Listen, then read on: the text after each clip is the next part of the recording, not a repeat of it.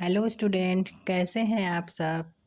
इसके पहले मैंने आपको पीजीटी के 25 क्वेश्चन बताए थे हिंदी साहित्य के इतिहास से।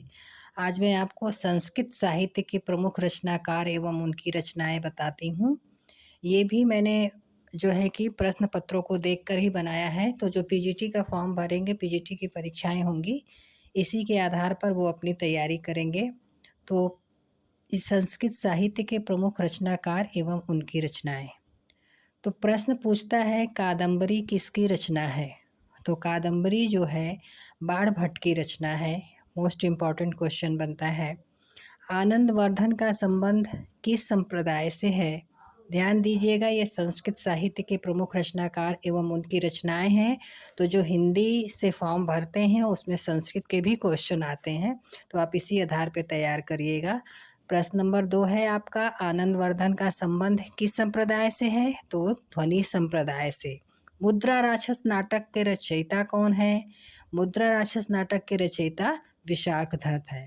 अब आगे है, नैषधि चरितम रचना के लेखक का नाम बताइए। ये सारे क्वेश्चंस पीजीटी में पूछे जा चुके हैं।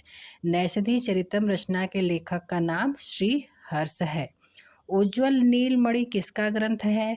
तो उज्ज्वल नीलमणि जो है रूप गोस्वामी जी का ग्रंथ है। रास तरंगणी, वेरी इंपॉर्टेंट क्वेश्चन, रास तरंगणी किस कवि की रचना है। तो रास तरंगणी जो है कल्हड़ की रचना है। और ये भी बार बार पूछता है कि गीत गोविंद के रचयिता कौन है। तो गीत गोविंद के रचयिता जयदेव हैं। महाकवि कालिदास के लिए अलंकार, महाकवि कालिदास जो हैं किस अलंकार के लिए प्रसिद्ध हैं। ऐसा होता है कि सभी जो कवि होते हैं सबका अपना प्रिय अलंकार होता है। तो महाकवि कालिदास का जो है उपमा अलंकार के लिए प्रसिद्ध हैं। भवभूति का मूल नाम क्या था। तो भवभूति का मूल नाम श्रीकंठ था। एको रसः करुणः एवं किस कवि का कथन है। एको रसः करुणः एव, यह कथन भवभूति का है। तो भारवी की रचना का नाम क्या है। भारवी की रचना का नाम किरातार्जुनीयम है और भारवी की माता का नाम सुशीला है। अब अगला क्वेश्चन क्या बनता है, फिर से आपको एक बार बता दूं, ये संस्कृत साहित्य के हैं और ये सब पीजीटी में किसी न किसी वर्ष ये प्रश्न जो है पूछे जा चुके हैं। काव्य रचना की दृष्टि से महाकवि माघ किन 3 गुणों से विभूषित स्वीकार किए जाते हैं।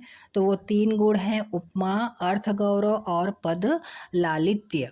शिशुपाल वधम रचना के लेखक का नाम बताइए। शिशुपाल वधम के रचना का नाम है महाकवि माघ। ध्यान दीजिएगा, संस्कृत के लिए किस कवि जो हैं, किस कवि के लिए घंटा विशेषण प्रयुक्त हुआ। संस्कृत के किस कवि के लिए घंटा विशेषण प्रयुक्त हुआ। तो वो कवि हैं माघ। अब 2 प्रश्न दंडी पर है, आचार्य दंडी पर। काव्यादर्श के रचना का नाम दंडी है और कला परिक्षेत्र के रचनाकार भी दंडी हैं। काव्य प्रकाश नामक ग्रंथ के प्रणेता कौन है। तो काव्य प्रकाश नामक ग्रंथ के प्रणेता आचार्य मम्मट है। रसात्मक वाक्य ही काव्य है। रसात्मक वाक्य ही काव्य है। काव्य की परिभाषा किस आचार्य ने दी। तो यह परिभाषा आचार्य विश्वनाथ जी ने दी थी। काव्य मीमांसा के रचनाकार कौन है। तो काव्य मीमांसा के रचनाकार राजशेखर है। अब एक साल पूछा है कि सट्टक क्या है। सट्टक है, तो सट्टक क्या है। तो सट्टक जो है एक प्रकार का नाटक है। अगला क्वेश्चन है, भारतीय समीक्षा के जनक कौन है। तो आचार्य राजशेखर हैं। रमणीयार्थ प्रतिपादकः शब्दः काव्यम, परिभाषा किसने दी है।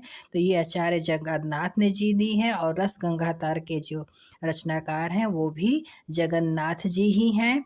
अलंकार संप्रदाय के प्रवर्तक कौन हैं। तो अलंकार संप्रदाय के प्रवर्तक आचार्य भामा हैं।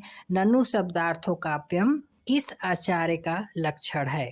तो ननु शब्दार्थो काव्यम ये रुद्रट, आचार्य रुद्रट का जो है लक्षण है। धन्यवाद, आज के लिए इतना ही।